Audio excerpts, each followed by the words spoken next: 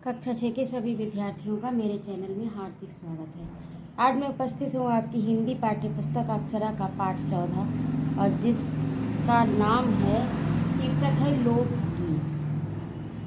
इस पाठ में लेखक ने लोकगीतों तथा लोक नृत्यों के सांस्कृतिक महत्व पर प्रकाश डाला है। तो आइए इस पाठ प्रारंभ करते हैं। लोकगीत अपनी लोच यानी लचीलापन, ताजगी और लोकप्रियता यानी प्रसिद्धि, लोकप्रियता कहते हैं जिसकी संसार में प्रसिद्धि हो या लोग जिसको ज़्यादा लोग पसंद करें, जिसको ज़्यादा लोग जो ज़्यादा लोगों के बीच में प्रिय हो। शास्त्रीय और देसी दोनों प्रकार के संगीत से भिन्न है। लोकगीत सीधे जन सामान्य के गीत हैं। जन सामान्य यानी साधारण जनता के गीत हैं। घर गांव और नगर की जनता के गीत हैं, यानी जो पढ़े लिखे भी नहीं हैं, शिक्षित हैं, गांव में रहते हैं। घर गांव और नगर की जनता के गीत हैं। इनके लिए साधना की आवश्यकता नहीं होती। त्योहारों और विशेष अवसरों पर ये गाए जाते हैं। यानी जो शास्त्रीय संगीत है इसको सीखने के लिए साधना की आवश्यकता होती, रियाज करना पड़ता, अभ्यास करना पड़ता। लेकिन लोकगीतों के साथ ऐसा कुछ नहीं है। ये विशेष अवसरों पर गाए जाते हैं। इनके रचने वाले भी अधिकतर अनपढ़ गांव के लोग ही हैं और परंपरा से एक दूसरे से आदमी सीखता रहता है, सुन सुन कर गाता है और फिर सीख जाता है। ऐसे पीढ़ी दर पीढ़ी हस्तांतरित होते रहते हैं। स्त्रियों ने भी इनकी रचना में विशेष भाग लिया है। एक गीत बाजों की मदद के बिना ही साधारण ढोलक, झांझ, करताल, बांसुरी आदि की सहायता से गाए जाते हैं। इनके लिए विशेष वाद्य यंत्र की आवश्यकता नहीं होती।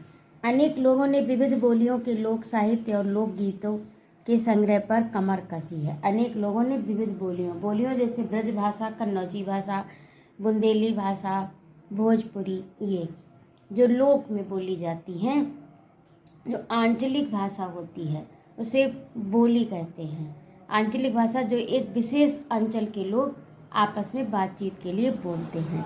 अनेक लोगों ने विविध बोलियों के लोक साहित्य और लोकगीतों के संग्रह पर कमर कसी है, अर्थात उनको लिखा है और उनका संकलन भी किया है। इस प्रकार के अनेक संग्रह प्रकाशित हो चुके हैं। प्रांतों की विविध सरकारों ने भी यानी राज्यों के विविध सरकारों ने भी लोक साहित्य के पुनः उद्धार में हाथ बटाया है।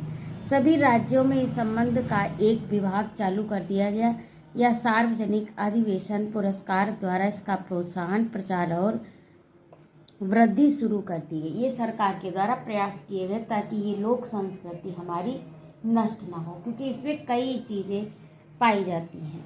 आंचलिक बोली है तो उस अंचल की विशेष बातों को लिए ये गीत होते हैं। वहाँ की परंपराएं, रीत रिवाज, लोकाचार सब इसमें निहित होते हैं। लोकगीत के कई प्रकार हैं। इनका एक प्रकार तो बड़ा ही ओजस्वी और सजीव है। सजीव माने जिसमें जान है, ओजस्वी यानी ओज वाला, चमकदार। यह इस देश के आदिवासियों का संगीत है। मध्य प्रदेश दक्षिण छोटा नागपुर में गोरखाड़, ओरांव, मुंड, भील, संथाल आदि फैले हुए हैं। ये जातियां यहाँ पर निवास करती हैं इन क्षेत्रों में, जिनमें आज भी जीवन नियमों की जकड़ में बंध न सका और वह निर्द्वंद लहराता है, यानी किसी नियम में न बंधकर ये स्वतंत्र रूप से प्रवाहित हो रहा है इस क्षेत्र के लोगों का जीवन। इनके गीत और नृत्य अधिकतर साथ साथ और बड़े बड़े दलों में गाए जाते हैं, यानी एक साथ समूह के रूप में गाए जाते हैं और दलों के द्वारा गाए जाते हैं। जैसे दो समूह बन गए या दो दल बन गए और उनमें आपस में गाए जाते हैं और नाचे जाते हैं, यानी उन गीतों पर नृत्य भी होता है। आदमी और औरतों के दल एक साथ या दूसरे के जवाब में गाते हैं। दिशाएं गूंज उठते से एक जवाबी जिसे कहते हैं, तो एक गाता है फिर उसका वह उत्तर देता है। तो इस प्रकार ये दल और समूह में गीत गाए जाते हैं, जिसमें औरतों के दल एक साथ या दूसरे के जवाब में गाते हैं तो दिशाएं गूंज उठती हैं। पहाड़ी प्रदेशों के अपने अपने गीत हैं। उनके अपने भिन्न भिन्न रूप होते हुए भी अशास्त्रीय होने के कारण उनमें अपनी एक समान भूमि है। उनकी भी एक अपनी विशेषता है। गढ़वाल, किन्नौर, कांगड़ा आदि के अपने अपने गीत और उन्हें गाने की अपनी अपनी विधियां हैं। उनका अलग अलग नाम पड़ गया है पहाड़ी। यानी यहाँ के रहने वाले जो गीत गाते हैं उनका नाम क्या पड़ा, पहाड़ी।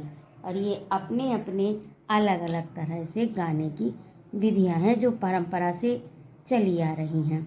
वास्तविक लोकगीत देश के गांव और देहात में है। इनका संबंध देहात की जनता से है।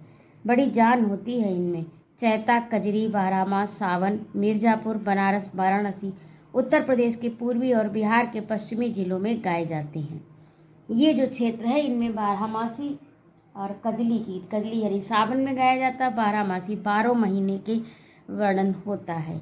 एक वियोगिनी नायिका अपने पति का 12 महीने किस प्रकार से इंतजार करती है, या वियोग में भी होता है, संयोग में भी, किस प्रकार उसके साथ हास विलास करती है, किस प्रकार उनका वियोग का अनुभव करती है, तो ये 12 मास में बताया जाता है। चैत में, फाल्गुन में, बसंत ऋतु में गाए जाने वाले गीत जो चैता, कजरी यानी सावन में गाए जाने वाले, सावन और मिर्जापुर, बनारस, वाराणसी, उत्तर प्रदेश के पूर्वी और बिहार के पश्चिमी जिलों में ऐसे गीत गाए जाते हैं। बाउल और भटियाली बंगाल के लोकगीत हैं। ये बंगाल के लोकगीत का नाम क्या है, बाउल और भटियाली बंगाल के लोकगीत है। पंजाब में माहिया भी इसी प्रकार के हैं। हीर रांझा, सोहिनी, महिवाल संबंधी गीत पंजाबी में और ढोला मारू आदि गीत राजस्थानी में बड़े चाव से गाए जाते हैं। वहाँ पर ढोला में गीत ये गाए जाते हैं। इन देहाती गीतों के रचयिता कोरी कल्पना को इतना मान न देकर अपने गीतों के विषय रोजमर्रा के जीवन से लेते हैं। यानी जो उनकी दैनिक जीवनचर्या है उसका वो उसमें समावेश अवश्य ही करते हैं, जिसमें वे सीधे मर्म का स्पर्श करते हैं। इनके राग भी साधारणतः पीलू, सारंग, दुर्गा, सावन, सोरठ आदि हैं। ये सभी लोकगीत गांव और इलाकों की बोलियों में गाए जाते हैं। यानी वहाँ पर जिस प्रकार के शब्दों का, बोली का, आंचलिक शब्दों का प्रयोग होता है वही इनमें समाहित होते हैं। लोकगीत की भाषा नित्य की बोली होने के कारण बड़ी आह्लादकार और आनंददायक होती है, क्योंकि नित्य की बोली होती है तो रोज़मर्रा में जो प्रयोग होते हैं शब्द, तो उनके कारण इसको लोग आसानी से समझ लेते हैं और बहुत आनंद भी देते हैं। ऐसा लगता है कि अपनी ही बात कही जा रही हो। राग तो इन गीतों के आकर्षक होते ही है, इनकी समझी जा सकने वाली भाषा में इनकी सफलता का कारण है। लेकिन इनमें जो समझता है उस भाषा को, उसी को उसकी आनंद की प्राप्ति होती है। भोजपुरी में पिछले अनेक वर्षों से विदेशिया का खूब प्रचार हुआ है। गाने वालों के अनेक दल इन्हें गाते हैं। उधर के भागों में, विशेषकर बिहार में, विदेशिया से बढ़कर दूसरे गाने लोकप्रिय नहीं हैं।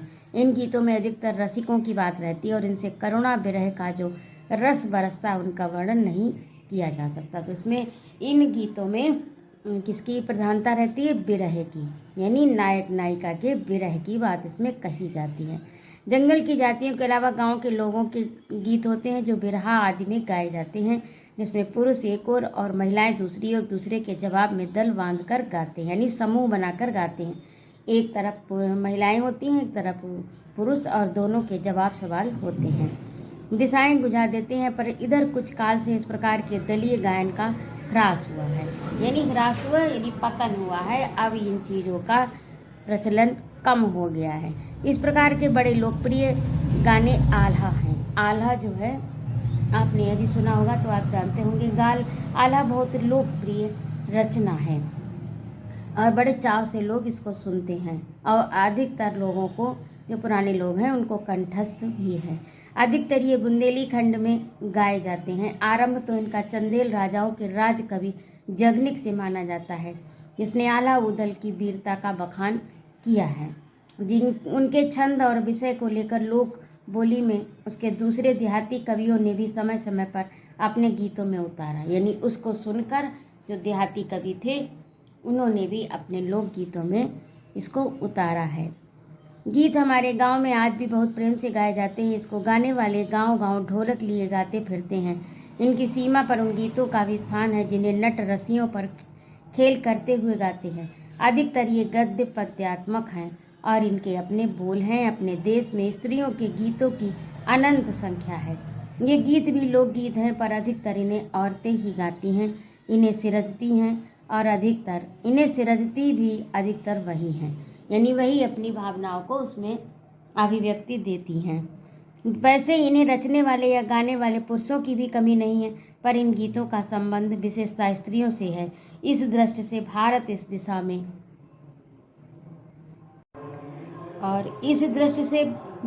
दिशा में सभी देशों से भिन्न है अर्थात अलग है, क्योंकि संसार के अन्य देशों में स्त्रियों के अपने गीत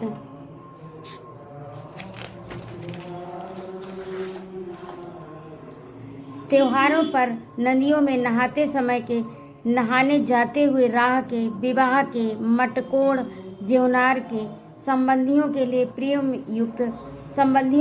प्रेम युक्त गाली के, संबंधियों वाले यानी जब शादी विवाह होते हैं तो जो समधी होते हैं और जब बारात लेकर आते हैं तो उनको गाली देकर जो गीत गाए जाते हैं, संबंधियों के लिए प्रेम युक्त, लेकिन उनमें प्रेम वाली गाली होती है। गाली के, जन्म आदि सभी अवसरों के अलग अलग गीत हैं जो स्त्रियां गाती हैं। इन अवसरों पर कुछ आज से ही नहीं, बड़े प्राचीन काल से वह गाती रही हैं। यानी भारत में जितनी भी लोक रीत परंपराएं हैं उन सबके अपने अपने अलग अलग गीत हैं। इन अवसरों पर कुछ आज से ही नहीं, बड़े प्राचीन काल से वह गाती रही हैं। महाकवि कालिदास आदि ने भी अपने ग्रंथों में उनके गीतों का हवाला दिया है। सोहर बानी, सेहरा आदि इनके अनंत गानों में से कुछ हैं। वैसे तो 12 मासी पुरुषों के साथ नारियां भी गाती हैं। एक विशेष बात यह भी है कि नारियों के गाने साधारणतः अकेले नहीं गाए जाते, दल बांधकर गाए जाते हैं। अनेक कंठ एक साथ फूटते हैं। यद्यपि अक्सर उनमें मेल नहीं होता, फिर भी त्योहारों और शुभ अवसरों पर वे बहुत भले लगते हैं। गाँव और नगरों में गाने वालियाँ भी होती हैं जो विवाह, जन्म आदि के अवसरों पर गाने के लिए बुला ली जाती हैं। बिहार और पूर्वी उत्तर प्रदेश में छठ पर्व बड़े धूमधाम से मनाया जाता है। इनके गीत बड़े मोहक और लोचदार होते हैं। सभी ऋतुओं में स्त्रियां उल्लसित होकर दल बांध कर गाती हैं, पर होली, बरसात की कजरी याद तो उनकी अपनी चीज है जो सुनते ही बनती है। पूरब की बोलियों में अधिकतर मैथिल, कोकिल, विद्यापति के गीत गाए जाते हैं। विद्यापति एक साहित्यकार हुए हैं। पर सारे देश में कश्मीर से कन्याकुमारी, केरल तक और काठियावाड़, गुजरात, राजस्थान से उड़ीसा, आंध्र तक सभी के अपने अपने विद्यापति हैं। यानी यहाँ पर भी किसी न किसी लेखक ने इनको लिखा है। स्त्रियां ढोलक की मदद से गाती हैं। अधिकतर उनके गाने के साथ नाच का भी कोट होता है। गुजरात का एक प्रकार का दलीय गायन गरबा है, जिसे विशेष विधि से औरतें घेरे में घूम घूम कर गाती हैं। साथ ही लड़कियां लकड़ियां भी बजाती हैं। इसमें नाच गान साथ साथ चलते हैं। वस्तुतः ये नाच ही है। सभी प्रांतों में ये लोकप्रिय हो चला है। इसी प्रकार होली के अवसर पर ब्रज में रसिया चलता है, जिसे दल के दल गाते हैं स्त्रियां विशेषकर। वहाँ पर भी जो लठमार होली होती है उसमें ये ब्रजगीत रसिया गाया जाता है। गाँव के गीतों के भाषा में अनंत प्रकार है। जीवन जहाँ इठला इठला कर लहराता है, वहाँ भला आनंद के स्रोतों की कमी हो सकती है। वहाँ के अनंत संख्यक गाने उद्दाम ग्रामीण जीवन के ही प्रतीक हैं। तो ये था आपका पाठ और इसको लिखा है डॉक्टर भगवत शरण उपाध्याय जी ने। ये इनका संक्षिप्त जीवन परिचय दिया है। डॉक्टर भगवत शरण उपाध्याय का जन्म 1910 ईस्वी में बलिया, उत्तर प्रदेश में हुआ। आपने प्राचीन भारत के ऐतिहासिक तथ्यों एवं भारतीय संस्कृति पर विशेष दृष्टिकोण से अध्ययन किया। मौलिक साहित्यिक कृतित्व के रूप में कुछ संस्मरण फीचर निबंधों की रचना की। आपका गद्य भावुकतापूर्ण अलंकारिक है। अलंकारिक यानी सजावट युक्त अच्छे शब्दों का प्रयोग किया गया है। रोचक है, रुचिकर है, मनमोहक है।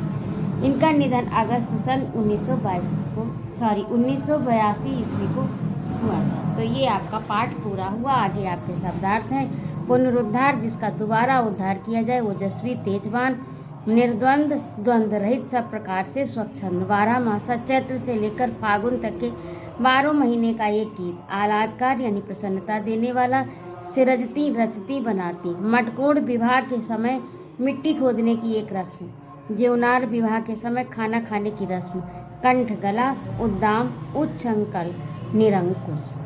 तो ये आपके शब्दार्थ हैं। इन्हें आप याद करिए, उस पाठ का मनन कीजिए। बहुत रुचिकर ये पाठ है। अगले अंक में मैं शीघ्र उपस्थित होती हूँ। आपका प्रश्न अभ्यास, अभ्यास कार्य और प्रश्न उत्तर लेकर। आज के लिए इतना ही, और यदि आपको मेरा पढ़ाना अच्छा लगा हो तो कृपया मेरे चैनल को सब्सक्राइब अवश्य करें, लाइक और कमेंट करें, अपने मित्रों में शेयर भी करें। उपस्थित रहने के लिए बहुत बहुत धन्यवाद। जय माँ भारती। धन्यवाद।